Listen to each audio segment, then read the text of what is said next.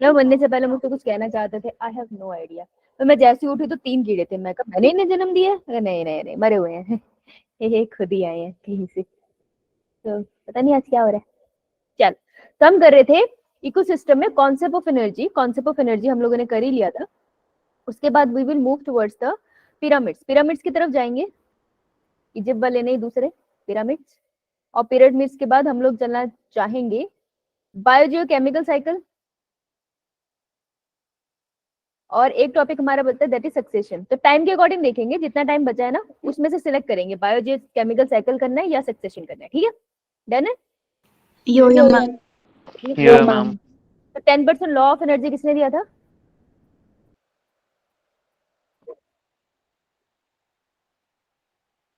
Ten percent law of energy किसने दिया था नलायक को? Raymond Lindeman. रेमंड लिंडमैन ने। Very good. चलो भाई, टीम ए है हमारा बैच 1 वाला, टीम बी है हमारा बैच 2 वाला। और मेरे को फटाफट से बता दो, रेज योर हैंड कि पहले क्वेश्चन का आंसर क्या है। होमवर्क दिया था ना मैंने? हर्ष,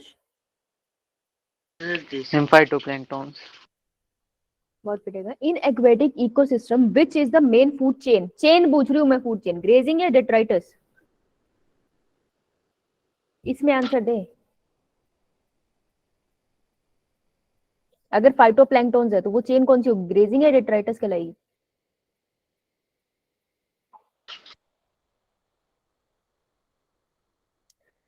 अगर स्टार्टिंग फूड आइटम हमारा एक लिविंग ऑर्गेनिज्म है तो वो ग्रेजिंग होगी या डेट्राइटस होगी?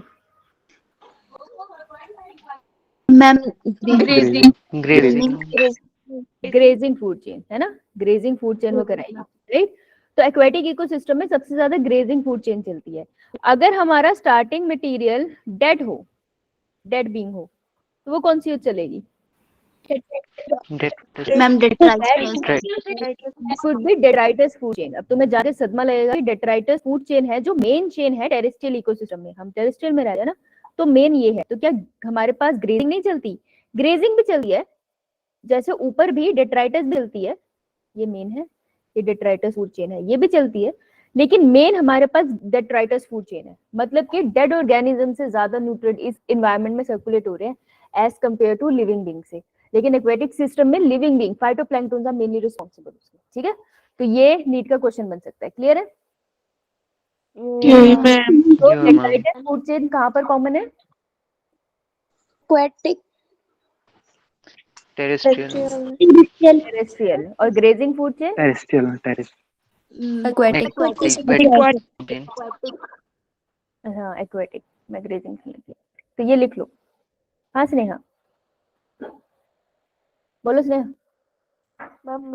कोई बात नहीं। तो ये दोनों पॉइंट्स यहाँ लिख लो, ये हटा रही हूँ मैं। ये दोनों पॉइंट्स को इसी तरीके से लिख लो। ओके, ग्रेजिंग एक बार समझा दोगे? ग्रेजिंग फूड चेन, यो मैम। बेटा food chain, grazing food chain का मतलब होता है कि जब कोई भी फूड चेन जो है, एक ऑर्गेनिज्म दूसरे ऑर्गेनिज्म को खा रहा है, वो फूड चेन है। सिंपल बता रहे हैं हम कि एक ही फूड आइटम है दूसरे के लिए, तो वो सिंपल है, वेब नहीं बनाया मैंने। तो जब ग्रेजिंग फूड चेन में उसको कहती हूँ कि जो मेरा स्टार्टिंग मटीरियल है ना वो हमेशा लिविंग होगा। जैसे अगर मैं उसको बोल दूं प्लांट्स, तो मैं नॉर्मली बोलूंगी कि मोस्ट प्रोबेबली ये हमारा लैंड के ऊपर होगा। और अगर मैं बोल दूं फाइटोप्लैंक्टन्स, तो फाइटोप्लैंक्टन्स होते तो प्लांट ही है लेकिन माइक्रोस्कोपिक है, तो ये हमारे एक्वेटिक इकोसिस्टम है। अब दोनों है तो लिविंग ना। तो जब लिविंग से कोई फूड चेन स्टार्ट होती है तो मैं उसको बोलती हूँ grazing food chain. Detritus food chain होती है वो जो डेट्राइटिस से स्टार्ट होती है। डेट्राइटिस, डेट्राइटिस हमारे पास क्या होता है, बेसिकली डेड मैटर। तो जो डेड मैटर से स्टार्ट हो रही है उसको मैं डेट्राइटिस फूड चेन कहती हूँ। ठीक है, यो मैम। चलो। Yes ma'am. अब एक नाम आता है standing state and standing crop. Crop किसको बोलते हैं? फसल। फसल। फसल है ना, वेरी गुड, फसल, राइट। और स्टेट से तुम याद रख, अगर फसल है that means I am talking about someone living ना। Yo ma'am. Yo ma'am. State is like solid liquid gas. State तो नॉन लिविंग थिंग है ना, तो this is something about non living, है ना। इतना क्लियर है? यो मैम। मैम। बहुत इजी फर्क है। स्टैंडिंग स्टेट का क्या मतलब होता है? स्टेट मतलब नॉन लिविंग, तो जब आप सॉइल के एनालिसिस करोगे न्यूट्रिएंट के लिए, तो हम क्या बोलेंगे, द टोटल मिनरल या nutrient present in a soil. ये सॉइल है, मिट्टी है, ठीक है, ये तो बादल बनते हैं, येलो कलर से बना लेते हैं। तो अगर ये सॉइल है, सॉइल का सैंपल मैंने ले लिया, इसके अंदर टोटल कितने मिनरल है एक स्पेसिफिक टाइम में। जैसे मैंने सॉइल का सैंपल लिया और मैं इसको स्टडी कर रही हूँ कि लेट्स से मैं सितंबर पीरियड में स्टडी कर रही हूँ, ठीक है। तो सितंबर पीरियड में मैंने स्टडी किया इस सॉइल के सैंपल को, जो इस वाले प्लॉट से निकाला गया है, इसमें कितने न्यूट्रिएंट या मिनरल है उसको मैं कहूंगी स्टैंडिंग स्टेट, ठीक है। The amount of nutrient and mineral present in a soil in a particular time in a particular area is known as standing state. Clear है? यो ma'am. yes, this is rich in inorganic matter। inorganic matter यानी कि carbon, non living में। Nitrogen, ये जो छोटे छोटे elements आप पढ़ते हो इन सब में, ठीक है।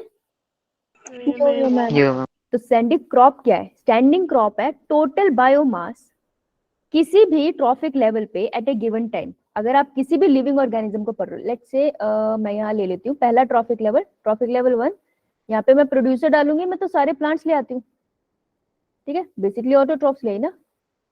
मैं कह रही हूँ, ध्यान से सुनना क्योंकि क्वेश्चन यहीं से आएगा कि एट ए ट्रॉफिक लेवल, कोई पर्टिकुलर ट्रॉफिक लेवल पे, ट्रॉफिक लेवल है तो तुमने एक बाउंड्री डिफाइन कर दी है कि सारे मैं इसमें प्लांट्स को ले रही हूँ। किसी पर्टिकुलर टाइम पीरियड पे अगर आप टोटल अमाउंट ऑफ उसका मैटर निकालो, ऑर्गेनिक मैटर यानी कि कितना लिविंग बायोमास है उसके अंदर, बायोमास ही कहते हैं ना ऑर्गेनिक मैटर को। तो यो मैम। ऑर्गेनिक मैटर है टोटल इस ट्रॉफिक लेवल पे, उसको मैं कहूंगी स्टैंडिंग क्रॉप। समझ आया? यो मैम। सो स्टैंडिंग स्टेट नॉन लिविंग चीज में कितना इनऑर्गेनिक मैटर है, स्टैंडिंग क्रॉप लिविंग बीइंग में कितना ऑर्गेनिक मैटर है, ठीक है। अमाउंट की बात हो रही है। अब एक बहुत अच्छा नोट है जिसको याद रखना, आपसे पूछ सकते हैं ट्रिक वे में कि अगर आप सनलाइट की बात करो, by the use of sunlight the standing state will ultimately change as standing crop by photosynthesis. देखो ये सॉइल है, ये सॉइल है, राइट। अब अगर सॉइल के अंदर जितने भी न्यूट्रिएंट डलेंगे, कार्बन है, हाइड्रोजन है, नाइट्रोजन है, यहाँ पे प्लांट लगेगा, है ना। अब प्लांट के ऊपर सनलाइट पड़ेगी, यो मैम। Yo ma'am. सनलाइट पड़ेगी तो क्या, कौन सा प्रोसेस कर देगा? फोटोसिंथेसिस। फोटोसिंथेसिस। ये जो नाइट्रोजन मिट्टी में थी स्टैंडिंग स्टेट, ये अल्टीमेटली इसके सेल्स में चली जाएगी। यो मैम। Yo ma'am. अब मैं इसकी बॉडी का पार्ट हो गया तो स्टैंडिंग क्रॉप कहूंगी ना। Yo ma'am. तो मैं कह सकती हूँ ना that bye the use of sunlight, sunlight की मदद से एक स्टैंडिंग स्टेट चेंज हो सकती है स्टैंडिंग क्रॉप में with the help of photosynthesis. तो फोटोसिंथेसिस सॉइल की स्टैंडिंग स्टेट को स्टैंडिंग क्रॉप में चेंज कर देता है। समझ आया? तो फिर मैम क्रॉप भी स्टेट में चेंज हो सकती है? जो स्टैंडिंग क्रॉप है वो भी स्टेट में चेंज हो सकती है? बिल्कुल चेंज हो सकती है। जब प्लांट मरेगा उसकी डिकम्पोजिशन होगी तो वो भी तो चेंज होगी ना। तो इसी को मैं उल्टा कर दूं ना, तो मैं यहाँ लिख सकती हूँ डिकम्पोजिशन। यो मैम। ठीक है, अच्छा क्वेश्चन था ये। क्लियर है? यो मैम। Yo ma'am. चलो बहुत बढ़िया, आगे बढ़े। यो मैम। चलो अब हम चलते हैं, चेकआउट एनसीईआरटी नहीं था, यहाँ पे कर चुके हैं। एल्टोनियन पिरामिड्स। तो पिरामिड्स थे जिन्होंने डिस्कवर किया था वो चार्ल्स एल्टोनियन है, 1927 में उन्होंने डिस्कवर कर दिया था। अभी भी हमारा देश आजाद नहीं हुआ है लेकिन उन्होंने इसकी डिस्कवरी करी है, ठीक है। तो पिरामिड्स आपको कौन से पढ़ने हैं? आपको 3 पिरामिड्स पढ़ने हैं, ठीक है। एक तो आपको कैटेगरी 3 पढ़नी है पिरामिड्स की, और 3 टाइप के पिरामिड्स भी पढ़ने हैं शेप वाइज। तो देखो किसी भी इंफॉर्मेशन को अगर आप ग्राफिकली रिप्रेजेंट कर रहे हो in the form of pyramids तो वो एल्टोनियन पिरामिड्स कराएंगे। So the graphical representation of A relationship between different trophic level. आप कोई भी फीचर उठा लो, जैसे नंबर ऑफ ऑर्गेनिज्म है, अब आप उसको ट्रॉफिक लेवल पे अरेंज करो तो एक पिरामिड बन जाएगा।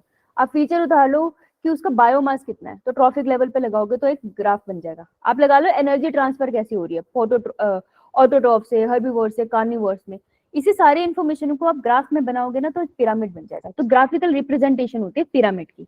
अब पिरामिड की शेप कैसे होगी? एक तो हमको पता ही है ट्राइंगल। अब ट्राइंगल को आपको देखने को मिलेगा, वर्ड लिखा होगा अपराइट। तो अपराइट ट्राइंगल का मतलब है कि ये जो एपेक्स है ऊपर की तरफ है, ठीक है, स्टेट वाला ही, ठीक है। तो apex towards upward is upright. Apex अगर नीचे की तरफ होगा तो इन्वर्टेड ट्राइंगल कहेंगे। और स्पिंडल शेप कब होगा कि जब बेस में भी number of individual come, top में भी नंबर ऑफ इंडिविजुअल कम, लेकिन बीच में नंबर ऑफ इंडिविजुअल ज्यादा। तो ये हम कहते हैं एक मटके जैसी शेप बन गई, अर्न शेप बन गई। ठीक है, तो ये अर्न शेप पिरामिड होगा, ट्राइंगल नहीं होगा। क्लियर है?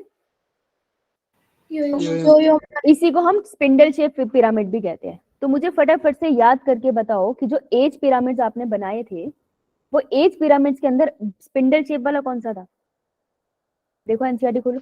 Stable pyramid, stable population. Stable population था ये पक्का? Ma'am declining. बेटा पेज नंबर पेज नंबर 2 कौन सा है देखो Harsh? Ma'am decline. Declining. Declining है ना, तो वो डिक्लाइनिंग वाला था, राइट? तो आप उसको लिख सकते हो, अगर वो अर्न शेप लिखा आ जाए तो वही नाम होगा, यही नाम होता है अर्न शेप या स्पिंडल शेप। ओके, अब हम 3 फीचर पढ़ेंगे। ये एल्टोनियन पिरामिड है, पिरामिड का ही फीचर लेके हमने एज को भी प्लॉट कर रखा है उस चैप्टर में। तो एल्टोनियन पिरामिड वो नहीं होते, ये वाले एल्टोनियन 3 पिरामिड्स है, ठीक है, जो आपको करने हैं। क्लियर है? ओके, आ जाओ। अब पिरामिड्स हमें कौन से करने हैं? नंबर ऑफ इंडिविजुअल 10 ह्यूमन है, 20 डॉग्स है, 100 प्लांट्स है। तो नंबर ऑफ इंडिविजुअल जब आप काउंट करोगे, that is pyramid of number. Pyramid of biomass, जब आप एक तरह से वेट की बात करोगे, एक पेड़ है वो कितना भारी है और एक बर्ड है उससे कंपैरिजन में कितना भारी है, कौन ज्यादा भारी होगा? बायोमास किसका ज्यादा? ट्री का, हाँ। और एनर्जी की बात कि ट्रांसफर एनर्जी, जब मैं बोल रही हूँ, आई am talking about transfer of energy. ठीक है, किस डायरेक्शन में एनर्जी जाती है। तो एनर्जी के साथ मैंने एक यूनिवर्सल बात बताई थी। क्या बात बताई थी? यूनिडायरेक्शनल। हाँ, तो एनर्जी फिक्स कौन करेगा? हु फिक्सेस क्या पूछा? एनर्जी को फिक्स कौन करता है? सनलाइट की एनर्जी को ऑटोट्रॉफ्स। ऑटोट्रॉफ्स। हाँ, ऑटोट्रॉफ्स यानी कि प्रोड्यूसर्स। सबसे बेस जो होगा पिरामिड का वो ये रहेगा। उसके ऊपर कौन फीड करता है? Primary consumer. बहुत सारे प्लांट्स को एक अकेला प्राइमरी कंज्यूमर खाता होगा, तो प्राइमरी कंज्यूमर। उसके बाद कंज्यूमर। उसके बाद टर्शियरी कंज्यूमर। लास्ट में top consumer, tube consumer, right? So देखो, कभी ऐसा होगा कि टर्शियरी से सेकेंडरी पे जाए? No ma'am. अगर यही चार्ट मैं देखूं in the case of aquatic ecosystem, तो क्या ऐसे ही बनेगा? एक्वेटिक में मैं ऑटोट्रॉफ्स की जगह फाइटोप्लैंक्टन्स लिख दूंगी, प्राइमरी कंज्यूमर की जगह ज़ूप्लैंक्टन्स लिख दूंगी, फिर छोटी फिश एंड बड़ी फिश। अगर मैं फॉरेस्ट के अंदर देखूं तब भी यही बनेगा। तुम पूरी धरती पे कहीं भी देख लो, pyramid of energy is always right. ठीक है, ऑलवेज अपराइट। तो ये यूनिवर्सल है, ये कभी चेंज नहीं होगा। ठीक है, in all ecosystem, her ecosystem में हमेशा ये अपराइट बनेगा। ठीक है, क्लियर? तो देखो, अब 2 ही तो पिरामिड बचे, देख तो तुमने कर ही लिया कॉन्सेप्ट, राइट? बस 2 करने हैं अब। चलो आगे, बना रही है ये? थम्स अप कर दो फिर।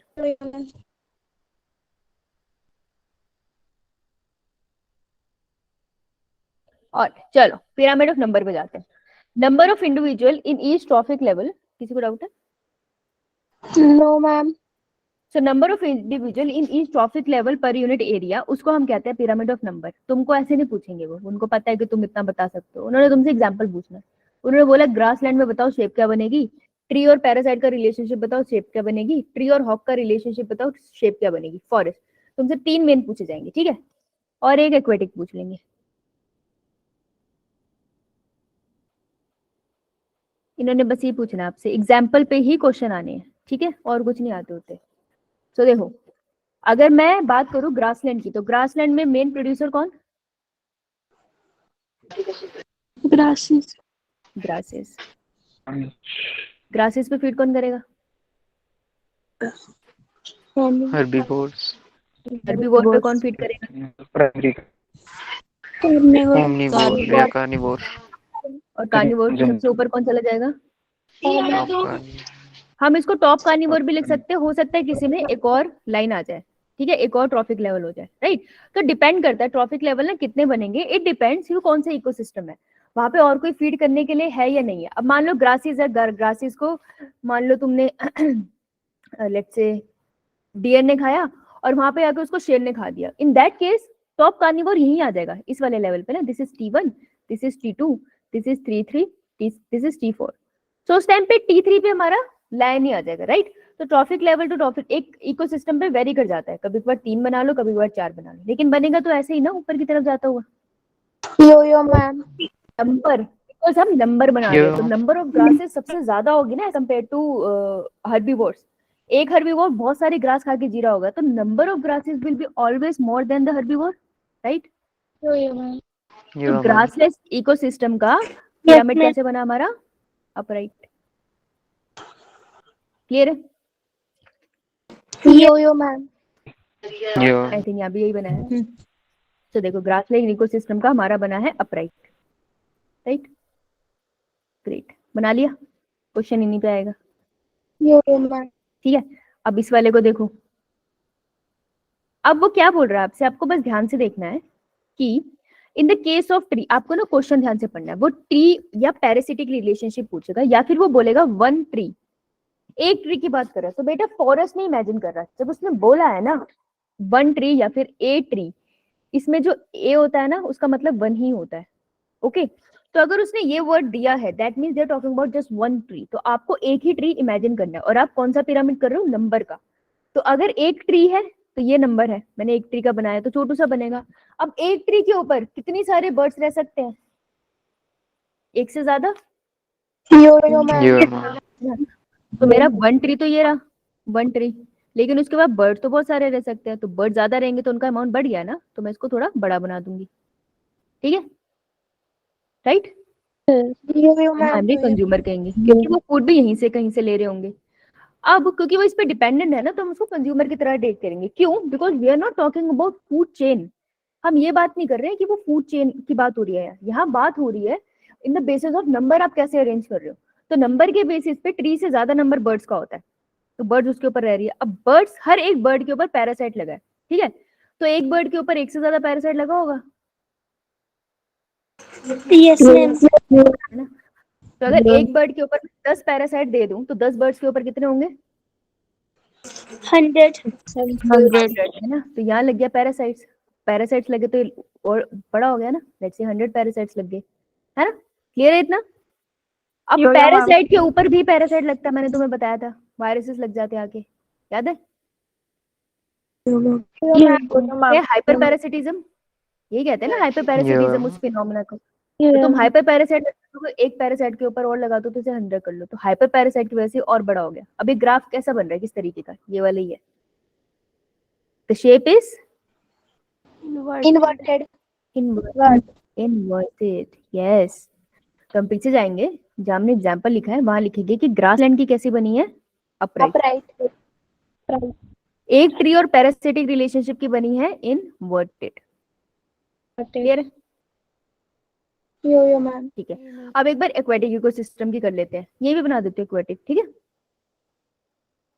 तो aquatic ecosystem I am talking about, still I am talking about number. तो अगर मैं नंबर की बात करूं तो सबसे पहले एक्वेटिक इकोसिस्टम में कौन है सबसे नीचे जो खाना बना रहे हैं? Phytoplanktons. बेटा फाइटोप्लैंक्टन। जूप्लैंक्टन एनिमल होते हैं माइक्रोस्कोपी, वो खाना नहीं बना सकते। फाइटो मतलब प्लांट, प्लैंक्टन तो फाइटोप्लैंक्टन। अब एक फाइटोप्लैंक्टन को खाएगा नहीं, जूप्लैंक्टन जो आएगा वो एक जूप्लैंक्टन बहुत सारे फाइटोप्लैंक्टन को खाता होगा, यानी इनका नंबर कम होगा। क्योंकि देखो अगर इनका नंबर ज्यादा होता तो खाना कम पड़ जाता, तो ये तो कभी सस्टेन ही नहीं कर पाते ना नेचर में, लेकिन ये सब साथ में रहते हैं, तो जूप्लैंक्टन का नंबर कम है इसीलिए रह पा रहे हैं, है ना। खाना ज्यादा होना चाहिए, खाने वाले कम होने चाहिए, खाने की नहीं तो कमी हो जाती है। जूप्लैंक्टन को खाने के लिए कौन आएगी? Fishes. Small fish. और स्मॉल फिश को खाने के लिए कौन आएगी? Large fish, Big fish. Big fish या लार्ज फिश। पिरामिड कैसा बना? Upright, Upright. लिखो इसे, ये भी अपराइट है। अब एक लास्ट बचा है, that is tree and hawk. Hawk का केस पढ़ते हैं, पढ़े? Yes ma'am. आपको पता है जो हॉक होता है वो छोटे छोटे बर्ड्स को भी खा जाता है, पता है? यो मैम। Yeah, ma'am. खा जाता है। अब देखो मैं बात कर रही हूँ, देखो अभी भी इन्होंने ऐसा फॉरेस्ट नहीं बोला है, ठीक है? अगर वो तुमको फॉरेस्ट बोलेंगे यहाँ पे तो उन्होंने फॉरेस्ट नहीं बोला था पैरासिटिक कंडीशन में, अगर वो यहाँ पे फॉरेस्ट बोलेंगे तो एग्जाम्पल में देख लेना वो कौन से टर्म्स मेंशन कर रहे हैं, वो मेंशन करेंगे हॉक को, तब आपको पिरामिड में जाना है, ठीक है? तो बहुत ध्यान से इसके क्वेश्चन पढ़ना, इसके क्वेश्चन में आंसर हो रहा है, पिरामिड्स के क्वेश्चन में आंसर होता है, but read the question very carefully, गलत बहुत आराम से गलत हो जाता है ये। तो देखो ये प्रोड्यूसर है एक ट्री है, लेट्स से नंबर में तो कम है, इसके ऊपर बहुत सारी वर्ड्स रह रही है, नंबर में तो ज्यादा है, तो डेफिनेटली छोटू बनेगा बड़ा बनेगा, ये इतना तो हमें पहले ही क्लियर था। लेकिन अब जो एक हॉक होता है ना उसका नंबर कम होता है, तो दिस इज अ हॉक, इसका एक नंबर है, लेकिन एक हॉक एक बर्ड खाएगी, एक से ज्यादा खाएगी, एक से ज्यादा। हाँ क्योंकि छोटी बर्ड्स खाती है ना, छोटी छोटी बर्ड्स खा लेती है वॉबलर जैसी, तो छोटी छोटी बर्ड्स खाएंगी ना, तो यानी कि यहाँ पे फिर नंबर कम हो गया ना, एक बर्ड बहुत सारी छोटी बर्ड्स को खा रही है, तो ये कैसा पिरामिड बन गया? Spindle shape. Spindle. Spindle shape, yes, so this is N spindle और ऑन शेप। क्लियर है? Yeah, इसे ma'am. जाऊंगी मैं, इसी एग्जांपल में लिख दूंगी मैं ऑन शेप, तो क्वेश्चन मुझे ध्यान से पढ़ना है, और मैं एज अ नोट अपने लिए लिख दूंगी कि रीड क्वेश्चन केयरफुली, क्योंकि तुम देखो इसमें हर तरह के वो बन रहे हैं ना पिरामिड, तो गलती तो कहीं भी हो सकती है ना, इसलिए रीड क्वेश्चन केयरफुली, मुझे ध्यान रखना है चीज का, ठीक है? अपने लिए खुद ही नोट्स लिख लिया करो। चलो आगे चलो, Yeah, ये ma'am. फॉर्मा पिरामिड से एक फॉर्मा का क्वेश्चन तो बनता है, ठीक है? चलो अब आगे चलते हैं, पिरामिड ऑफ बायोमास। तो पिरामिड ऑफ बायोमास की बात करेंगे, मतलब हम टेक्निकली एक तरह से वेट की बात कर रहे हैं, है ना? पिरामिड ऑफ बायोमास में तो हमने कौन सा पढ़ना है? ग्रासलैंड, फॉरेस्ट, हमने टेरेस्ट्रियल पढ़ना है, एक्वेटिक पढ़ना है, पॉन्ड्स पढ़ना है। तो पॉन्ड भी हमने इसके केस में पढ़ना है, पीछे हमने सिर्फ एक्वेटिक पढ़ा है, उतना ही पढ़ना है, उससे बाहर जाने की जरूरत नहीं है, क्योंकि एनसीईआरटी तो वो भी मेंशन नहीं करती है, बायोमास में पॉन्ड मेंशन करती है, तो इस चीज को थोड़ा ध्यान रखना है, ठीक है? Yeah. सबसे पहले हमारा पिरामिड ऑफ ग्रासलैंड, अब बायोमास की बात हो रही है, वजन, तो प्रोड्यूसर का वजन कितना होगा कंपैरेटिवली? कम होगा। देखो ये हम बात कर रहे हैं जो इसमें ना एक लाइन गलत, ग्रासलैंड हटाओ, इसको लिखो टेरेस्ट्रियल इकोसिस्टम, और यहाँ पर आएगा ग्रासलैंड, ठीक है? अब टेरेस्ट्रियल इकोसिस्टम में जरा देखना कि जो ग्रासलैंड होगा ना वहां पे जो ग्रासेस का अमाउंट होता है वो बहुत ज्यादा होता है,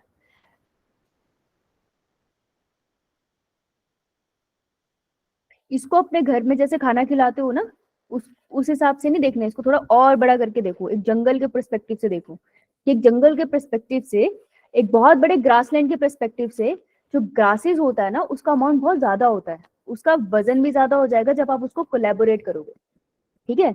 ऐसे देखने में लग रहा है हल्का होगा, शायद तुम छोटा सोचो, इसको थोड़ा बड़ा करके सोचो कि पूरे ग्रासलैंड को देखो, तो number of the amount of grasses are heavy, they are heavy, ठीक है? तो ये हमारा है टेरेस्ट्रियल में ग्रासलैंड, टेरेस्ट्रियल में जो ग्रासलैंड एग्जांपल है उस केस में पिरामिड हमारा कैसा बनेगा कि सबसे पहले प्रोड्यूसर उसका अमाउंट ज्यादा होगा, जैसे 1000 kg है, हर्बीवोर कंपैरेटिवली 100 kg जो उसके ऊपर फीड कर रहे हैं, उसके बाद प्राइमरी कार्निवोर जो उसके ऊपर फीड कर रहे हैं, एंड लास्ट में टॉप कार्निवोर। अब देखने में लग रहा है शेर का वजन ज्यादा है, पर ये भी तो देखो ना, एक शेर 3-4 हिरन खा रहा है, तो कंपैरेटिव लगाओगे 3-4 हिरन का तो शेर का वजन कम जाएगा, समझ आई? तो थोड़ा बड़ा कर, सवाना सोचो, सवाना सोचो तो तुम्हारा थोड़ा समझ आएगा, ठीक है? तो टेरेस्ट्रियल में जो ग्रासलैंड है ये पिरामिड कैसा बना हमारा? अपराइट। अब एक्वेटिक में आओ, एक्वेटिक में कौन खाना बना रहा है? फाइटोप्लैंक्टन माइक्रोस्कोपिक होते हैं, Yeah, ma'am. Yes, ma'am. तो अगर मैं उसे मिलियंस को भी इकट्ठा कर लूं तब भी तो उनका बायोमास कम होगा ना किसी Yeah, मछली ma'am. से, है ना? बस अब ये कॉन्सेप्ट यहाँ लगाना है कि this is N aquatic ecosystem, aquatic ecosystem में बायोमास देख रहे हैं, बस याद रखना किसी भी पिरामिड में आप देख क्या रहे हो ये याद रहना चाहिए। तो अगर एक्वेटिक इकोसिस्टम में आप चाहोगे तो आपको देखने को मिलेगा कि सबसे नीचे फाइटोप्लैंक्टन्स है, फाइटोप्लैंक्टन्स का बायोमास तो कुछ भी नहीं होता, माइक्रोस्कोपिक है, उसके ऊपर आपके जू प्लैंक्टन्स होंगे, इन्होंने सही से बनाए नहीं है, ठीक है? जू प्लैंक्टन्स को खाने वाले जू प्लैंक्टन्स फाइटोप्लैंक्टन से थोड़े बड़े होते हैं, ठीक है, उसके बाद हम सीधा हर्बीवोर बना देते हैं क्योंकि जूप्लैंक्टन का इतना वजन नहीं होता है। हर्बीवोर्स में आती है हमारी स्मॉल फिशेस। बेटा स्मॉल फिशेस कंपैरेटिवली तो प्रोड्यूसर से बायोमास में ज्यादा होगी ना। और फिर लार्ज फिश ले आओ। अब एक शार्क तो कंपैरेटिवली इससे बड़ी होती है, तो लार्ज फिशेस ले आओ। तो कैसा बनाइए? Inverted. Inverted ठीक है, क्लियर है? Yeah, ma'am. ठीक है, अब एक एग्जांपल है जो थोड़ा अलग है। अब ये वाला कौन सा इकोसिस्टम है? This is a pond ecosystem. तूने डिलीट हुआ, आई एम सॉरी, वैसे मैं डिलीट करके आई थी। तो पॉन्ड इकोसिस्टम में क्या हुआ देखो, ये वाला तुमको एक एग्जांपल याद है, मैंने कहा था कि वो कौन सा एग्जांपल था, कौन सा रिलेशनशिप था कि एक बर्ड उठ के आती थी, मछली उठा के उस एरिया की खा के चली जाती थी ड्यूरिंग माइग्रेशन।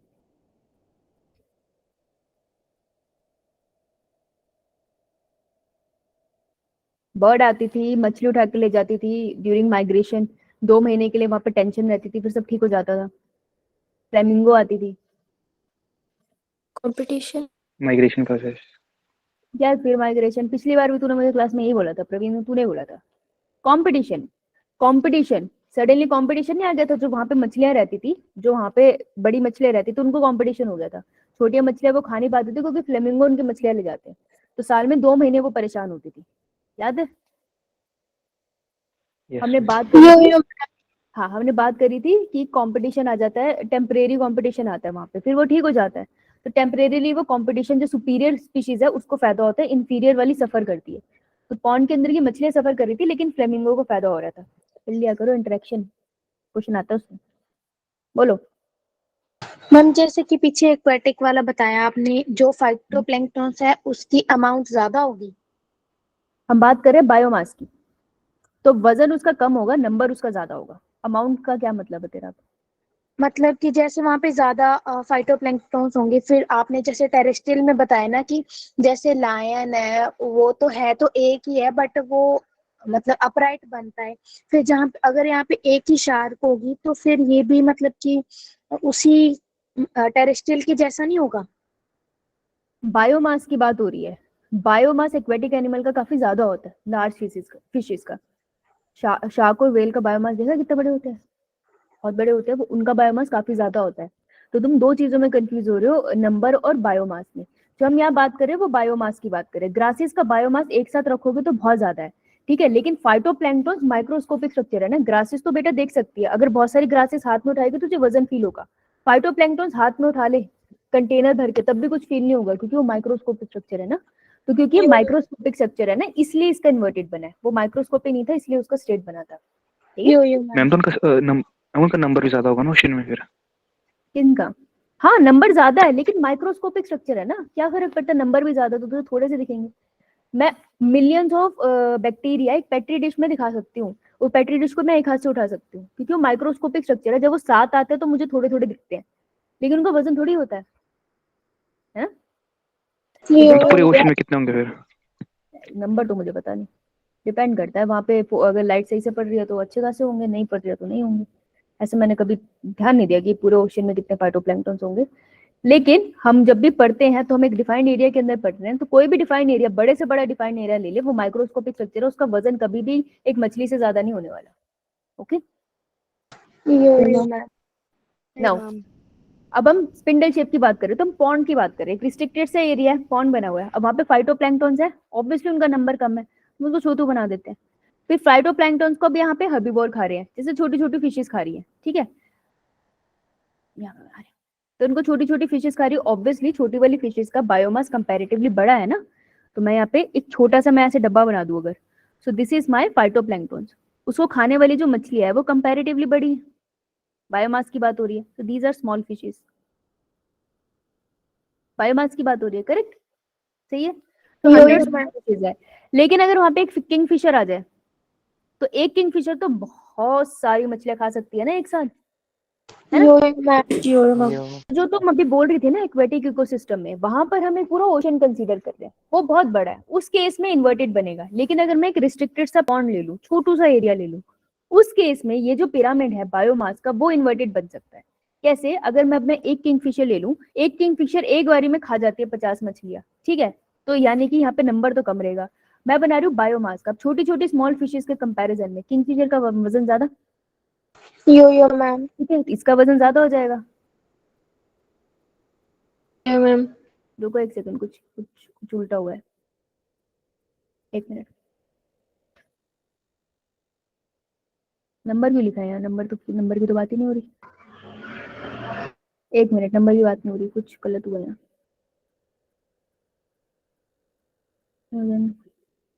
फाइटोप्लैंक्टन जो कम, बड़ी मछली है ज्यादा।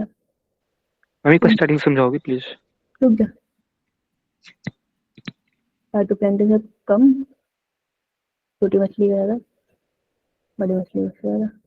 तो इन्वर्टेड बनना चाहिए, यो मैम। इन्वर्टेड बनना चाहिए। यस हैं? कुछ तो गड़बड़ है, कुछ तो गड़बड़ है दया, कुछ तो गड़बड़ है।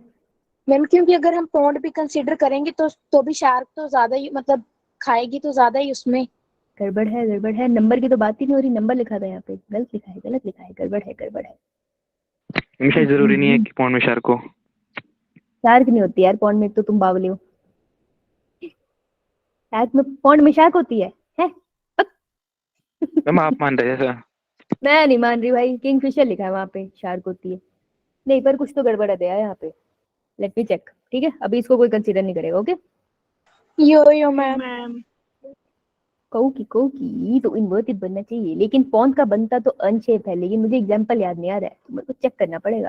क्योंकि बनता तो इन्वर्टेड है, मुझे ये पूरा याद है अच्छे से। तो ना एक दिमाग में फिक्स होता है ये क्वेश्चन यहाँ से आएगा, है तो ये इन्वर्टेड, लेकिन एग्जाम्पल नहीं याद आ रहा मुझे। चलो मैं देख के बताऊँ, कोई ना। चलो एक रह गया है ना, बाकी हो गए। अब मुझे पिरामिड और एनर्जी का बता दो, ये तुमको पता है कैसा होगा। राइट। तो पिरामिड ऑफ एनर्जी हमेशा अपराइट होगा, इतना क्लियर है। यस यो एक बार इसको कंपाइल कर लेते हैं। सबसे पहले हमने बात करा pyramid of energy, sorry pyramid of number. आज जैसे कंपाइल करें पिरामिड ऑफ नंबर, हो सकता है कंपाइल करते हुए मुझे याद आ जाए, लेकिन जैसे मैं कुछ चीज रख के कहीं भूल जाती हूँ, मुझे कहाँ याद आता है 3-4 दिनों तक। वही ना, मैं देख के बताऊंगी। चल, पिरामिड ऑफ नंबर की बात करते हैं। तो अगर मैं बोल दूं तुमको कि पिरामिड ऑफ नंबर मुझे बता दो ग्रासलैंड में, तो कैसा बनेगा? अपराइट। शाबाश। अगर मैं बोल दूं पिरामिड ऑफ नंबर मुझे बता दो एक्वेटिक इकोसिस्टम में, इन्वर्टेड।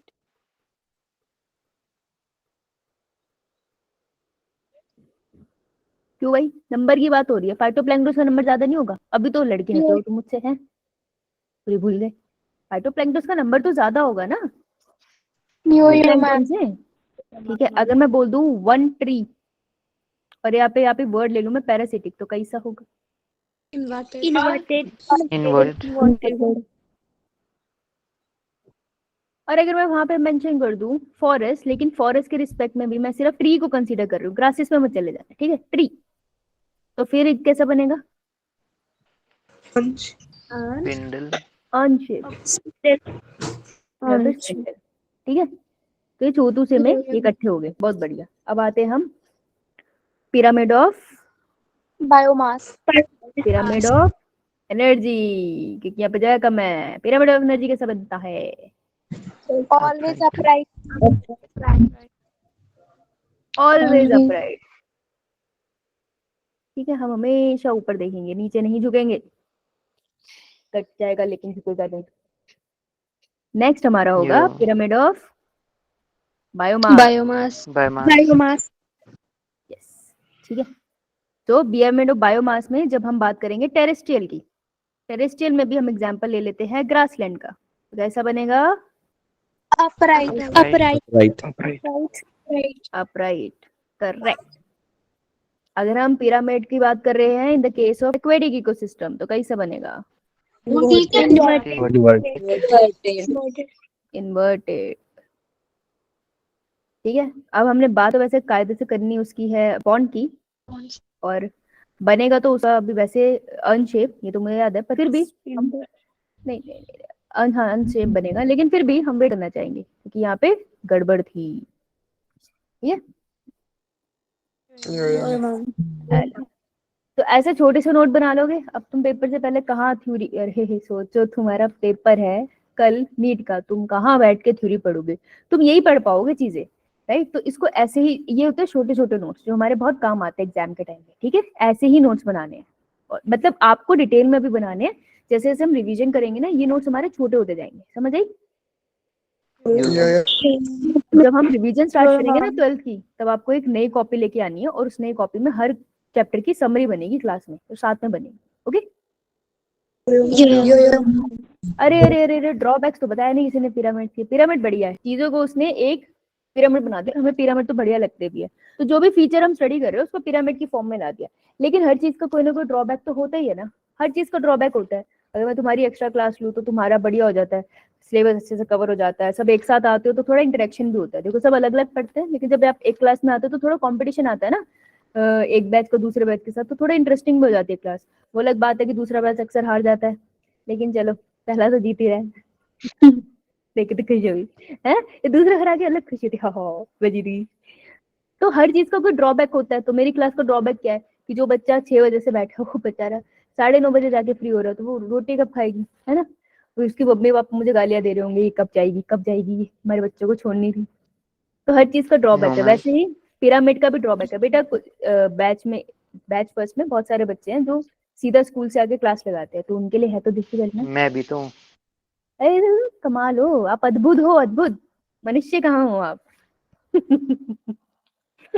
नहीं, पर ड्रॉबैक तो है ना, खाना तो तुझे खाना चाहिए ना, सबको खाना खाना चाहिए, है ना। समोसे, समोसे किसने खाए थे आज समोसे?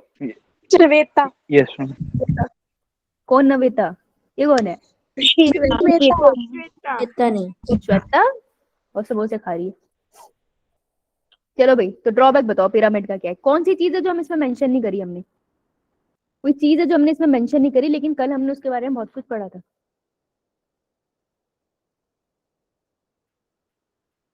ये कल तुमको मैंने 2 तो टॉपिक पढ़ाए थे। डिकम्पोजिशन। हाँ, डिकम्पोजिस, उसमें रुक गई, वो कह रही कंपोजिशन कहना है कि कंपोजर कहना है। हाँ, पहला ड्रॉबैक इसमें डिकम्पोजर्स की तो बात ही नहीं कर रहा, किसी भी मैंने बताया first trophic level, second trophic, कहीं पे बात करी मैंने ये जो हमारी डेड बॉडीज को खाते हैं? नहीं। तो पिरामिड कभी भी स्पेस नहीं देते डिकम्पोजर्स की। दूसरी, पिरामिड तो फूड चेन ही ले रहे हैं ना, प्रोड्यूसर को कंज्यूमर ने खाया। व्हाट इफ ऑमनिवोर्स, कहाँ रखूं मैं उसको, पहले लेवल पे रखूं दूसरे लेवल पे रखूं? ऑमनिवोर्स तो कहीं भी आ सकते हैं, है ना। मैम तो बीच सिर्फ में। हमें नहीं पता ना कहाँ रखे, सिर्फ प्रोड्यूसर है जो फिक्स है। उसके अलावा जो फूड चेन है, जो हमारी फूड चेन के हिसाब से बन गया ना, फूड वेब का क्या, प्रोड्यूसर के ऊपर बहुत सारे लोग टिके हुए हैं, तो ऐसे तो पिरामिड बहुत अजीब बन सकता है। तो ये सिर्फ फूड चेन को ध्यान में रख के बनाया गया, फूड वेब को कंसीडर नहीं करता। तो ये इसके 2 मेजर ड्रॉबैक्स है, समझ आई। मैम। आइए आगे चलते हैं। एनसीईआरटी ये तो कर लिया हमने, एनसीईआरटी, हाँ डायग्राम। आइए डायग्राम कर लिया एनसीईआरटी का। Diagrammatic representation of decomposition cycle in A terrestrial ecosystem, पूरा पढ़ा करो लाइन को। टेरेस्ट्रियल इकोसिस्टम की बात कर रहा है, डिकम्पोजिशन के प्रोसेस की, ठीक है। तो डिकम्पोजिशन के प्रोसेस की बात हो रही है, यहाँ से स्टार्ट करते हैं। A tree grow in the soil, tree बड़ा हुआ, एक green leaf falls on the ground, तो पत्ता नीचे गिर गया। पत्ते को क्या किया जाएगा? डिकम्पोज। तो पहला स्टेप क्या होगा? फ्रेगमेंटेशन। फ्रेगमेंटेशन। तो पहले लीफ के साथ होगा। देखो पहले स्टेप में हमने डेट्रीवोर्स लाने थे, क्योंकि दिस इज एन डेट्राइटस, ठीक है। तो पहले स्टेप में डेट्रीवोर्स लाने, अभी ना माइक्रोब्स नहीं लेके आने, ठीक है, यहाँ फंस जाएगी तुम, ओके। तो यहाँ पर आएंगे मेरे डेट्रीवोर्स, और अगर आप देखोगे डेट्रीवोर्स तो यहाँ इन्होंने बनाया भी है। तो यहाँ पे मैं क्या कर रही हूँ, ईट कर रही हूँ उसको। तो दिस इज एन, ये this step is known as fragmentation, या फ्रेगमेंटेशन हो रही है। क्लियर है?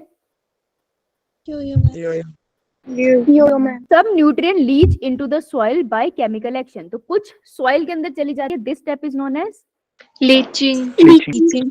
कुछ प्लांट अवेलेबल है, कुछ प्लांट्स को अनअवेलेबल होगी, है ना, ऑर्गेनिक रिच सॉइल होगी, राइट। नाउ दूसरा, यहाँ पे देखो, leaf partially decomposed by decomposer such as fungus. अब यहाँ पे डिकम्पोजर में फंगस वगैरह को भी कंसीडर कर रहे हैं। तो फंगस एंड बैक्टीरिया को हमने कौन से, किस चीज में लाना है? They are considered as microbes. तो अब जब माइक्रोबियल एक्शन आ गया तो ये कौन सा स्टेप है? कैटाबॉलिज्म। कैटाबॉलिज्म। कैटाबॉलिज्म। राइट? बेटा पूरा बोला करो, तुम डाउट में रह जाओगे नहीं तो।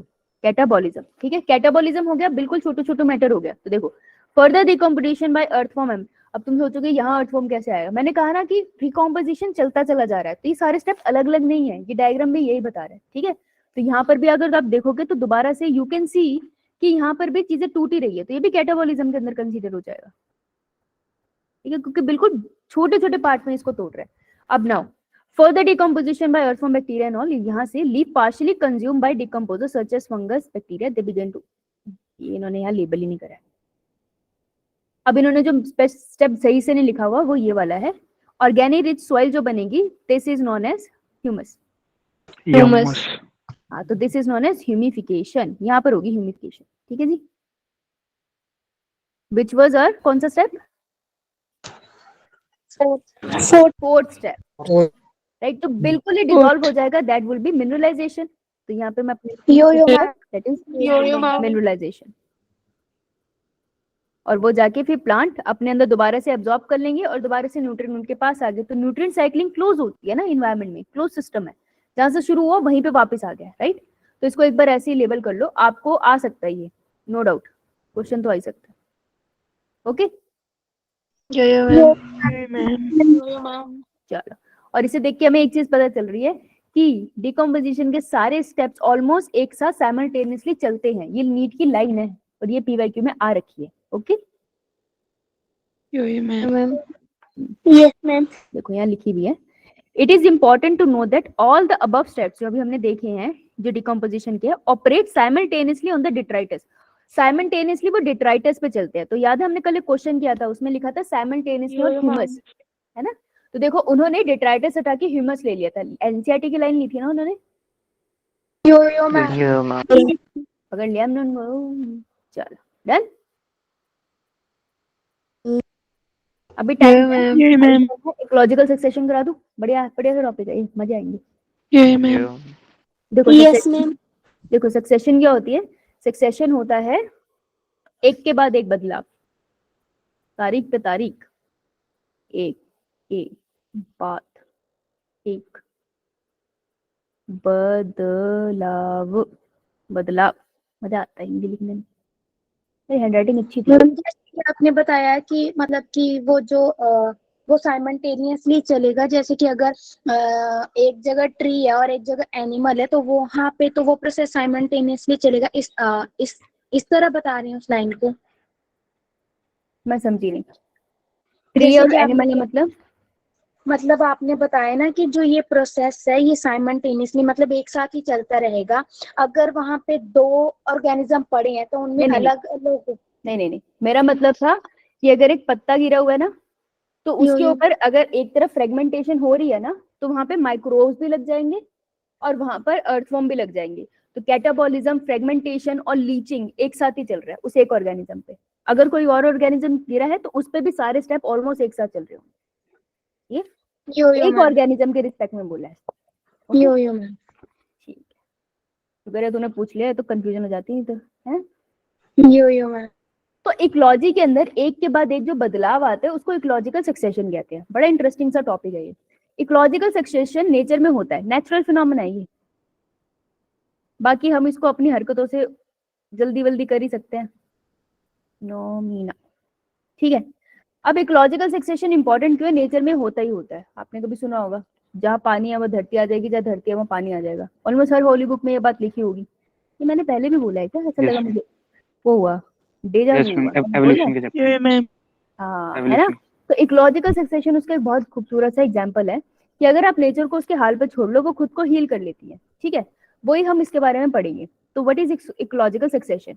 It is the development of a series of biotic communities. देखो, एक तो इकोलॉजिकल सक्सेशन से नीट से 4 मार्क का क्वेश्चन बनता है और आपके स्कूल में इससे लॉन्ग क्वेश्चन बनेगा।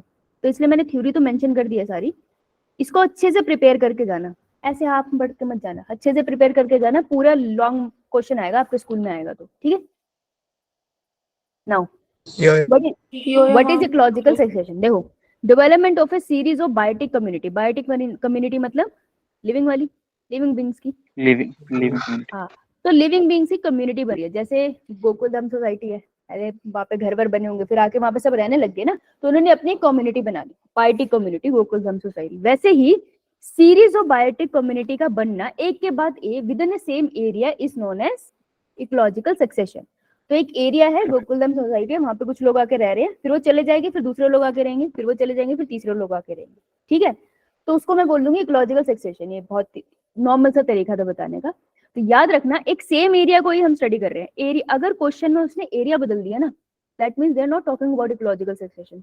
तो हमेशा अगर तुम सिर्फ ध्यान से पेपर पढ़ोगे ना, बायो का आधे से ज्यादा पेपर हो जाता है सही, ध्यान से पढ़ना होता है। मैं भी कभी कभी पढ़ते पढ़ते गलत कर देती हूँ कि मेरा ध्यान नहीं होता पढ़ने में, मेरे दिमाग में चल रहा होता है ओ खाना ओ गाने, हो जाता है। तो तुम ध्यान से पढ़ना, ठीक है।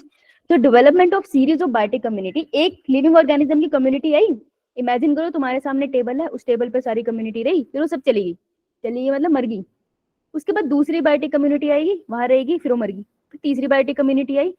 जितनी बार भी अलग अलग बायोटिक कम्युनिटी आती है ना, वो अपने फीचर्स के साथ आती है, उस एरिया को चेंज करती जाती है। जैसे जिस लैंड पे हम आज रह रहे हैं, कभी आदि मानव रहे होंगे। Yo-yo Yeah, ma'am. ma'am. जब वो रहे थे तब केव्स होते थे, खुले में हुलला करते थे, खाते पीते होंगे। फिर धीरे धीरे वो ह्यूमन की सोसाइटी आई जो कपड़े पहनने लगी, है ना। अब सब लंगोट पहन के घूम रहे हैं। फिर धीरे धीरे हम आए, ब्लैक एंड व्हाइट वाला टाइम आया, जब सारे सब थोड़ा खादी पहनते थे, है ना, सादगी थे। फिर उसके बाद हम लोग आए। अब हम लोगों ने कितना चेंज कर दिया एनवायरनमेंट को, देखो हमने बिल्डिंग्स बना ली, घर बना लिए, स्कूल बना लिए। तो हमने अपना एनवायरनमेंट भी चेंज किया ना, हम भी चेंज हो गए। Yo-yo Pollution. ma'am. हमारी स्कल कैपेसिटी चेंज होगी, है ना। हमारा माउथ बहुत बाहर की तरफ अंदर चला गया काफी हद तक, राइट। हमारी बॉडी में अब कम बाल होते हैं, हम कपड़े पहनने लग गए। सो जैसे जैसे कम्युनिटी चेंज होगी, वैसे वैसे वो इन्वायरमेंट भी चेंज होगा। तो सक्सेशन में आप देखोगे कि जो एरिया है वो भी चेंज हो रहा है टाइम के साथ, और उसमें रहने वाले लोग भी चेंज हो रहे हैं टाइम के साथ, ठीक है। यही सक्सेशन होता है, ओके। अब ये सेवरल ईयर्स लेता है, तो आप ना एक जीवन काल में सक्सेशन नहीं ऑब्जर्व कर पाओगे, ठीक है। या तो आप रहते हो जापान के ओकिनावा में, तब तो आप देख लोगे। ऐसी जगहें हैं पूरी दुनिया में जहाँ पर लाइफ स्पैन बहुत ज्यादा है लोगों का, 100-150 साल आराम से रहते हैं, वो जी रहे हैं और एक्टिव है, बड़ी एक्टिव है। मतलब उनके पीठ में दर्द नहीं होता। सोचो मेरे सुबह पीठ में दर्द हो रहा था, उनके नहीं होता 110 साल की उम्र में भी। सो अगर उतनी उम्र है अपनी, तो हम देख लेंगे शायद कहीं इकोलॉजिकल सक्सेशन, वैसे हम देख नहीं पाएंगे, ठीक है। तो बहुत साल का प्रोसेस है ये। अब देखो इसका एग्जाम्पल जर्नली समझते हैं, जर्नली एग्जाम्पल बाद में समझते हैं, पहले मेरे को ये बताओ टर्म्स का है। हाँ, सबसे पहले हमें ये जानना है कि ये मेरा लैंड है। लैंड का बेस क्या है अभी नहीं बता रही मैं, धीरे धीरे बताएंगे, कहानी है धीरे धीरे खुलेगी, एंड में बताएंगे मर्डरर कौन था या थी, महिला भी तो हो सकती है।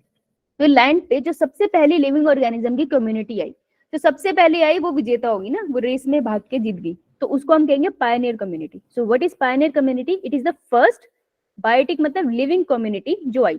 देखो अब कोई एक स्पोर अकेला तो आएगा नहीं, कोई भी एक बैक्टीरिया अकेला तो आएगा नहीं, वो एक से ज्यादा ही आएंगे उस एरिया में, क्योंकि वो अकेले नहीं उड़ रहे होंगे, अभी भी बैक्टीरिया एक साथ ही उड़ रहे होंगे बहुत सारे। जैसे खाना मिलेगा बहुत सारे बैक्टीरिया या फंगस उस पर लग जाएंगे। तो हमेशा कम्युनिटी आती है, अकेले नेचर में कुछ भी एग्जिस्ट नहीं करता, सब एक दूसरे के साथ ही एग्जिस्ट करते हैं। So first biotic community, living community जो एक लैंड के ऊपर आई है, उसको हम कहते हैं पायनियर कम्युनिटी। अब यहाँ से सक्सेशन स्टार्ट होगा। तो सक्सेशन स्टार्ट कहाँ से होता है? Pioneer community. बोल लो पायनियर कम्युनिटी से होता है। इस पे आपको स्कूल में छोटा क्वेश्चन आ सकता है, ठीक है। अब पायनियर कम्युनिटी आ गई, वो उस एरिया में रहेगी, उसके रिसोर्सेज यूज करेगी, उस एरिया के रिसोर्सेज यूज करके उसको इतना अनफिट कर देगी कि वो खुद ही मर जाएगी। अभी थोड़ी अजीब सी बात है ना, इमेजिन करना, हायर ग्रेड में ज्यादा डिटेल में पढ़ोगे। इसको ऐसे समझो कि Pioneer community I, microscopic structure थे, उस एरिया में उन्होंने सारा खाना खा लिया। अब ये जो बचा है वो उनके खाने लायक चीज ही नहीं है, ठीक है, और उनकी डेड बॉडी और वेस्ट मटेरियल वहां इकट्ठा हो रहा है, तो वो मर जाएंगी, अब सर्वाइव नहीं कर पाएगी। अब आएगी और अगली कम्युनिटी। तो ऐसे बहुत सारी कम्युनिटीज आती रहेंगी, ठीक है। तो पहले सबसे पहली कम्युनिटी आई, फिर उसके बाद बहुत सारी कम्युनिटीज आई। तो जो बहुत सारी कम्युनिटीज आती है इनको हम सीरियल कम्युनिटीज कहते हैं। अभी आते हैं इसको। अब एक लास्ट में कम्युनिटी आएगी, जिसके बाद ना ऐसा नहीं होगा कि कोई कम्युनिटी आ रही है मर रही है फिर नई कम्युनिटी आ रही है। अब जो लास्ट में कम्युनिटी आ रही है वो काफी स्टेबल है। अब जो लास्ट में लिविंग ऑर्गेनिज्म आ रही है उनका लाइफ स्पैन बड़ा है, उनकी बच्चों को केयर भी देते हैं वो। अब तक इन्वायरमेंट भी आसपास का काफी स्टेबल है, ऐसा नहीं कि सडनली फ्लड आ रहे हैं या कुछ हो रहा है, इन्वायरमेंट भी काफी स्टेबल है, वहां पे अच्छे से सॉइल बन चुकी है, वहां पे एक अच्छी सी सोसाइटी बन चुकी है। तो जो लास्ट में कम्युनिटी आती है उसको हम कहते हैं क्लाइमेक्स। जैसे पिक्चर का क्लाइमेक्स होता है ना, मतलब एंड। तो जो लास्ट कम्युनिटी किसी एरिया में आती है उसको हम कहते हैं क्लाइमेक्स कम्युनिटी। ये सक्सेशन हो क्यों रहा है? नेचर क्या चाहते हैं, कुछ चीजों को स्टेबलाइज करना ना, तो वो क्या करना चाहती है कि जो खाली लैंड है ना वहां पे लिविंग ऑर्गेनिज्म रहने लग जाए तसल्ली से। तो पहले बहुत सारी कम्युनिटीज आती है, सबसे पहले पायनियर, उसके बाद बहुत सारी कम्युनिटीज आती है, फाइनली वो लैंड इतना सही हो जाता है कि एक क्लाइमेक्स कम्युनिटी आती है और उसके बाद वो वहीं रहती है, उसी के आगे बच्चे होते हैं और वही वहां पे जीते हैं, प्लांट्स भी और एनिमल्स भी। तो जो क्लाइमेक्स कम्युनिटी होती है वो लास्ट की कम्युनिटी होती है और वो जनरली क्या होता है, इट इज अ फॉरेस्ट। तो जहां पे भी फॉरेस्ट है, कभी वहां पर बहुत करोड़ सालों पहले कभी सक्सेशन हुआ होगा, तब वहां पे फॉरेस्ट बना होगा। समझ आया? तो climax community is a stable community and Pioneer community is unstable. Unstable. Pioneer community and में आती है, पायनियर कम्युनिटी स्टार्टिंग में आती है। पायनियर कम्युनिटी में जो लिविंग ऑर्गेनिज्म होते हैं, लिविंग बींग्स, अभी मैं बताऊंगी कौन होते हैं, डोंट वरी। लिविंग बींग का लाइफ स्पैन कैसा होता है? स्मॉल, छोटी जिंदगी होती है इनकी, आते हैं मरते हैं। लेकिन जो पायनियर क्लाइमेक्स कम्युनिटी है, पेड़ देखो कितने सालों तक जीते, वहां के एनिमल का भी तो लाइफ स्पैन होता है ना। तो लिविंग बींग का लाइफ स्पैन कैसा है? ज्यादा। ज्यादा। Longer life span. क्लियर है? और बीच वालों का क्या होता है? बीच वालों का कुछ नहीं है, ये आते हैं चले जाते हैं, तो इनका लाइफ स्पैन पायनियर से थोड़ा ज्यादा होता है, क्लाइमेक्स से कम होता है। क्लियर है? मैम ये क्लाइमेट स्पेल होती है, हाँ बोल। क्लाइमेट लास्ट वाली होती है ना, पिक्चर का एंड कब आता है? क्लाइमेक्स। एंड में होता है। ठीक है, तो मैम ये सेरल वाली बीच में आती है। सेरल बीच में आती है। देखो जो एल वाली है वो बीच में आ रही है, ठीक है, लंबी सी लाइन ऑफ ऑर्गेनिज्म। अगर मैं इसको बनाऊं तो कैसे बनाऊंगी? ये देखो ऐसे बनाएंगे। सबसे पहले हम लिखेंगे कौन सी? पायनियर। पाइनर। पायनियर नहीं, पायनियर। अरे पाइनियर। अंग्रेजी की Pioneer. धज्जियां उड़ाते हुए। पायोनियर। पायोनियर। पापा डोंट कम नियर है कुछ भी। लास्ट में क्लाइमेक्स। यो मैम। अब इसमें बीच में कोई भी स्पीशीज आ गई, बी सी डी कम्युनिटी, ये सब की सब सारी की सारी, ध्यान से देखना, एरो का बना रही हूँ, ध्यान से सुनना। ये सब है सैर, बेटा सैरेलैक नहीं है, ये हमारी सीरियल कम्युनिटीज, बहुत सारी कम्युनिटीज है, ठीक है, सीरियल कम्युनिटीज। इस Serial पूरे, अगर मैं सब सारे लिविंग ऑर्गेनिज्म को एक साथ कंसीडर करूं तो मैंने क्या बोलूंगी? Ecological succession. ये पूरा इवेंट इज इकोलॉजिकल सक्सेशन, और ये जो सारे लिविंग बीइंग्स है इसको टुगेदर हम क्या बुलाते हैं? सियर। Ecosystem. नहीं बेटा, मेरे को बोलने दे भाई, सियर। तो पायनियर कम्युनिटी से लेकर क्लाइमेक्स कम्युनिटी तक जितने भी लिविंग ऑर्गेनिजम्स हैं उनको टुगेदर हम सियर कहते हैं।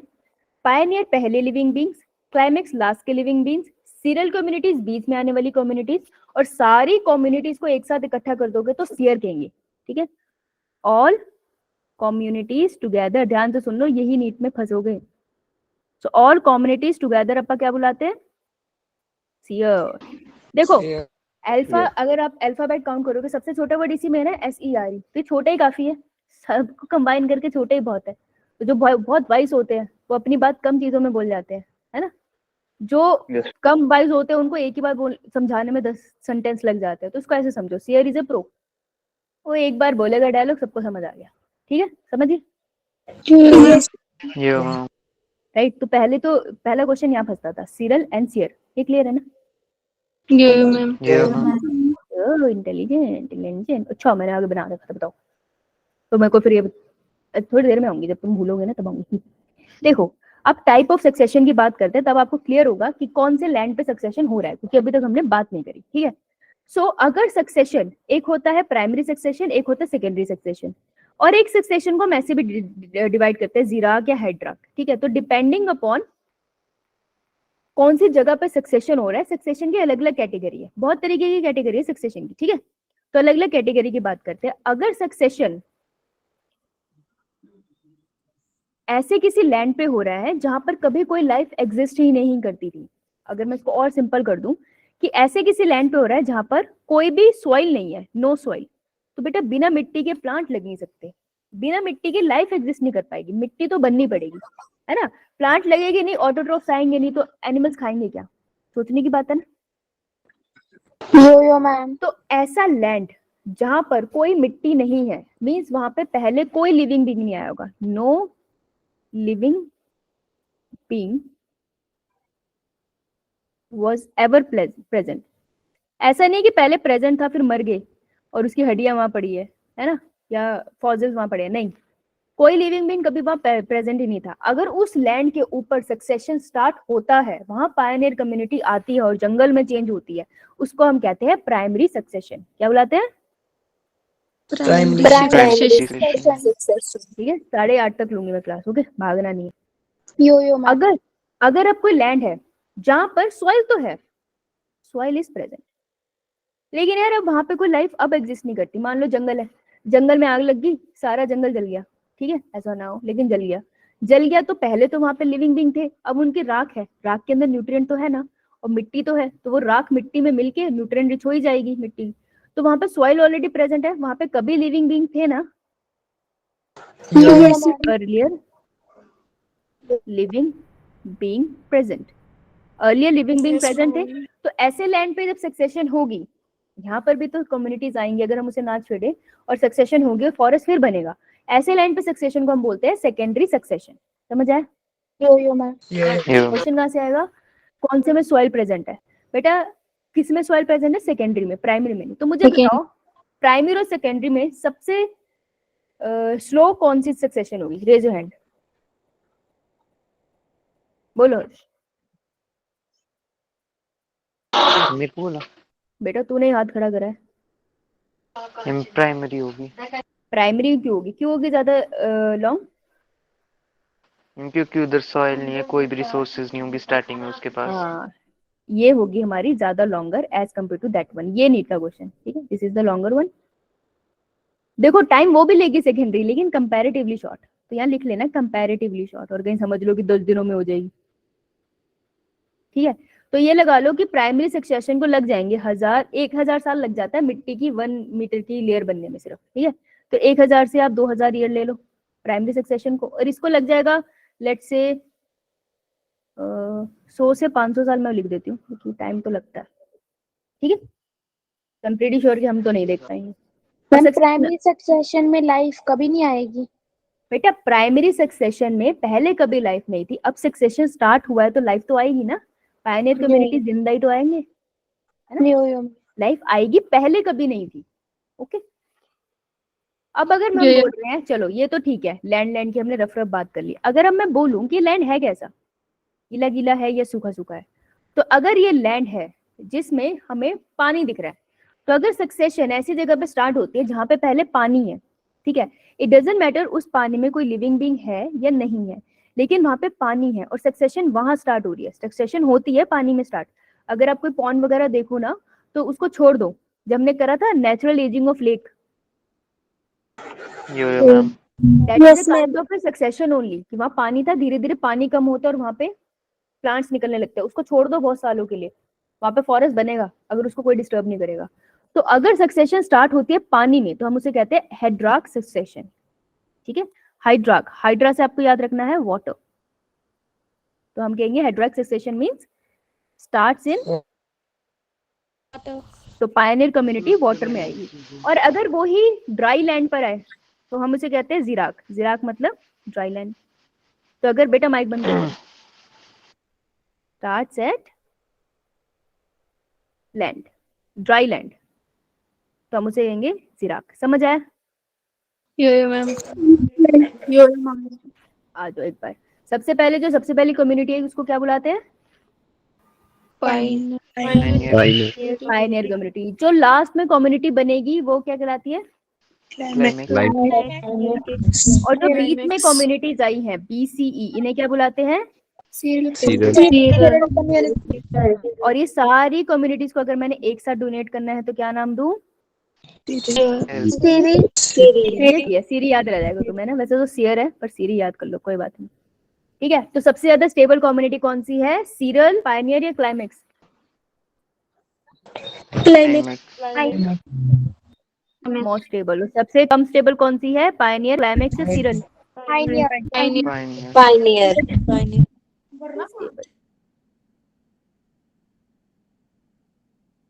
स्टेबल। होटल लाइफ किसका है? पायनियर, सिरल या क्लाइमेक्स?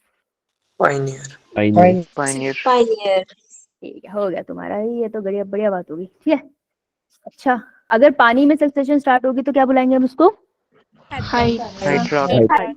अगर सक्सेशन ऐसे लाइन पे स्टार्ट हो रही है जहां पर कभी कोई भी लाइफ एग्जिस्ट नहीं करती थी, तो कैसी सक्सेशन है? प्राइमरी। प्राइमरी। एक एग्जांपल सोच सकते हो प्राइमरी का? क्या बोला? एक एग्जांपल सोच सकते हो प्राइमरी का? एक example. Island. Desert. Desert?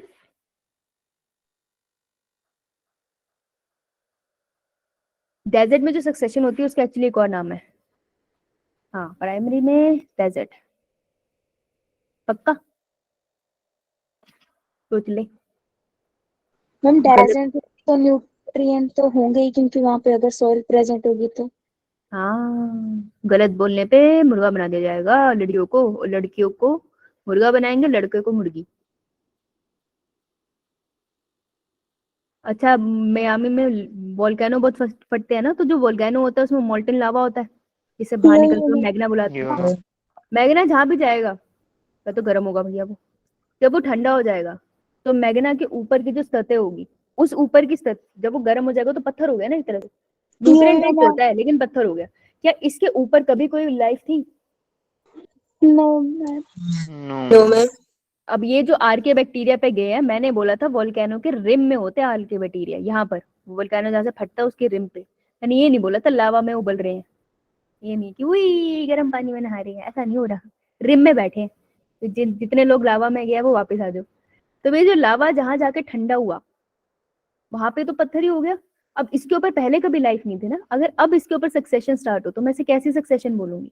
Primary primary हो गई। पता है क्यों? देखो, न्यूट्रिएंट बेशक इसमें है लेकिन ये सॉइल तो नहीं है ना, ये तो हार्ड है ना।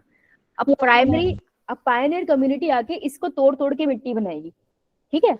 तो सॉइल यहाँ नहीं है, यहाँ पे सॉइल बनेगी, तो this will be the primary succession. ठीक है, लेकिन अब मानो एक जंगल है, वहां पर बाढ़ आ गई, बहुत ही खतरनाक वाली बाढ़ आ गई, सुनामी आ गई, सबको उड़ा के लेगी। अब सब शांत हो गया, अब वहां पे सक्सेशन स्टार्ट होगी दोबारा से, तो कौन सी सक्सेशन होगी? सेकेंडरी। पहले वहां लाइफ एग्जिस्ट करती थी। शाबाश, तुम तो इंटेलिजेंट हो गए हैं। चलो, तो जिराफ सक्सेशन की बात सुनो, सोचोगे जिराफ सक्सेशन में भी दो कैटेगरी आएगी कि अगर सक्सेशन ड्राई लैंड पे हो रही है, ठीक है, लेकिन अब इसने डेजर्ट बोला था तो हम वहां आते हैं कि देखो अगर ड्राई लैंड भी कैसा है। देखो, जिराफ या जीरोसियर दो आ सकता है, आपको ध्यान से सुनना। जिराफ सक्सेशन पूरे प्रोसेस की कह रहे हैं, जीरोसियर भी प्रोसेस का ही नाम है। शेयर से याद रखना तुम, हमने कहा था ना सारी कम्युनिटी को एक साथ लेते हैं, तो सारी कम्युनिटी डेवलप हो रही है किसमें? ड्राई लैंड में, तो उसको भी हम जीरो शेयर कह सकते हैं। ठीक है, अब अगर वो पत्थरों पे हो रही है, दीज आर रॉक्स, तो रॉक्स पर आके मान लो बैरिन रॉक्स है जहां पर कभी कोई नहीं आया है, वहां पर आके प्राइमरी पायोनियर कम्युनिटी आ रही है और पत्थरों को तोड़ रही है और उससे मिट्टी बना रही है। पत्थरों के टूटने से ही मिट्टी बनती है ना, उसके बाद वहां पे लाइफ स्टार्ट होगी। तो अगर ऐसी वाली सक्सेशन है तो उन पत्थरों पे पहले कोई लाइफ नहीं थी, पहली बार हो रही है, तो ये कौन सी सक्सेशन होगी? प्राइमरी। प्राइमरी। हाँ, प्राइमरी। तो ऐसी वाली सक्सेशन को हम बोलेंगे कि जिराफ के अंदर, क्योंकि ड्राई लैंड है लेकिन स्पेसिफिकली पत्थरों पे हो रही है, तो ऐसी सक्सेशन को हम क्या बोलेंगे? लिथोसियर। सियर मतलब सारी कम्युनिटीज का नाम एक साथ, और लिथो का मतलब रॉक्स। रॉक्स। अब अगर जैसे अभी इसने बोला था डेजर्ट, बेटा अगर डेजर्ट में हो रही है, सैंड है ना, वो सैंड के ऊपर तो मटेरियल होगा लेकिन उसके ऊपर अभी भी पहले कोई लाइफ तो एग्जिस्ट नहीं कर रही थी ना, तो बेशक सॉइल पड़ी है लेकिन वहां पे कोई लाइफ एग्जिस्ट नहीं कर रही थी, तो ऐसी वाली को हम क्या बुलाएंगे? सेमोसियर। सेमोसियर।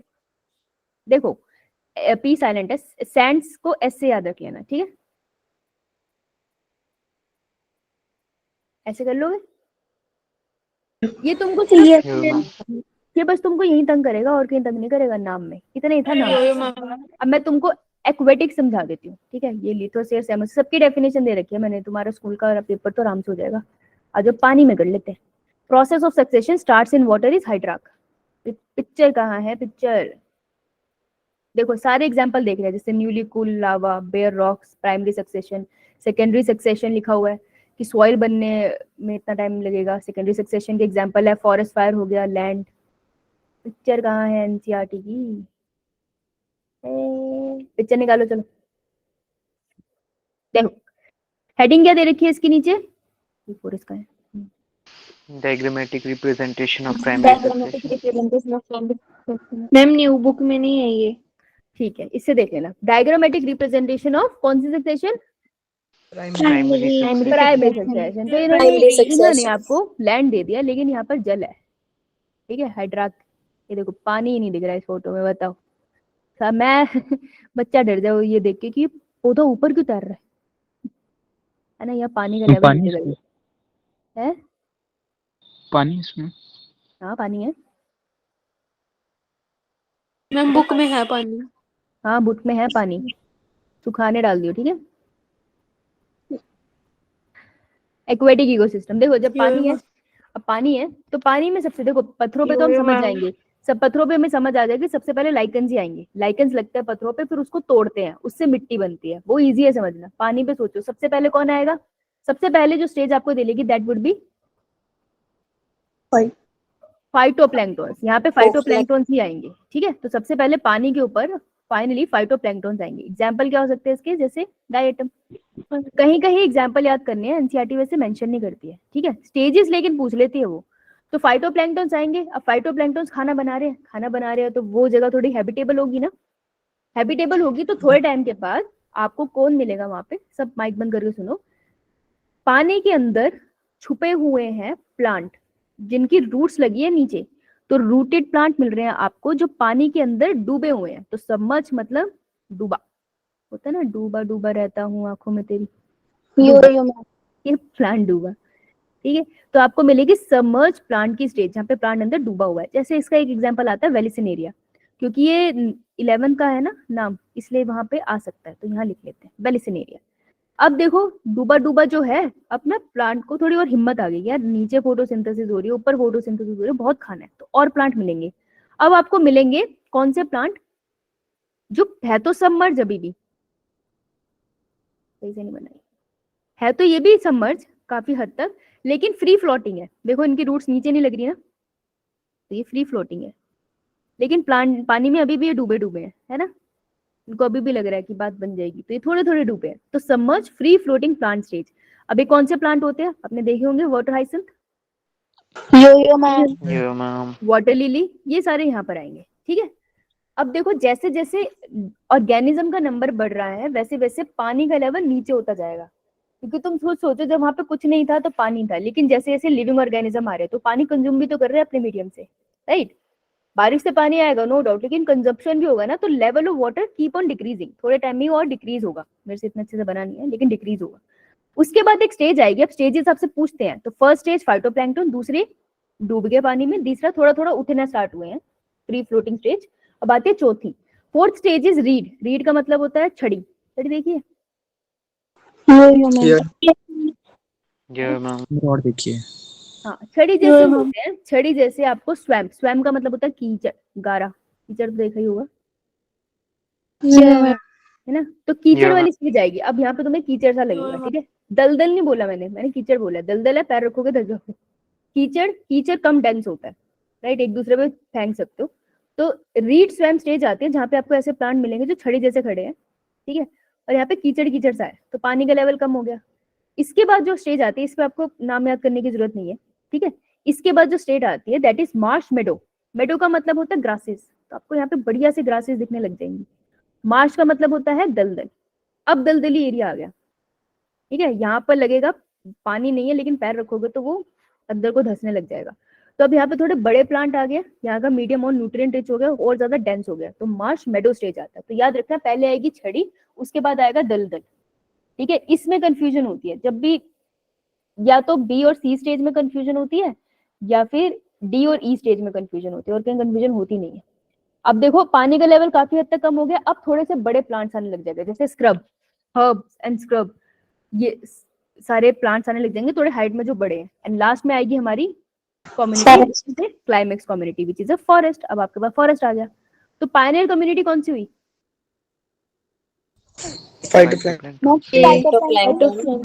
हाँ, तो क्या हुआ, क्या पानी खत्म हो गया? देखो क्लाइमेक्स कम्युनिटी में पानी का अमाउंट जितना चाहिए उतना होता है, ना ज्यादा ना बिल्कुल कम।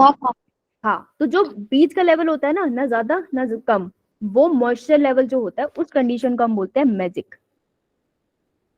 Magic condition. तो इट डजंट मैटर कि जो हमारा सक्सेशन हुआ है वो रॉक से स्टार्ट हुआ था या पॉन्ड में स्टार्ट हुआ था, एंड में सब फॉरेस्ट ही बनते हैं, तो एंड में सब मैजिक कंडीशन में ही आते हैं। ये बात समझ आई? Yeah, ma'am. तो अगर मैं इसको सम अप कर दूं फर्स्ट, तो मैं इतना सम अप कर सकती हूँ कि चाहे मैं कहूँ जिराक, चाहे मैं बोलूं हाइड्राक, ठीक है, जिराक में भी हम कहते हैं ना सेमोसियर, ये वर्ड यूज कर लेते हैं। या फिर हमने एक और वर्ड क्या यूज किया था? लिथोस्फीयर।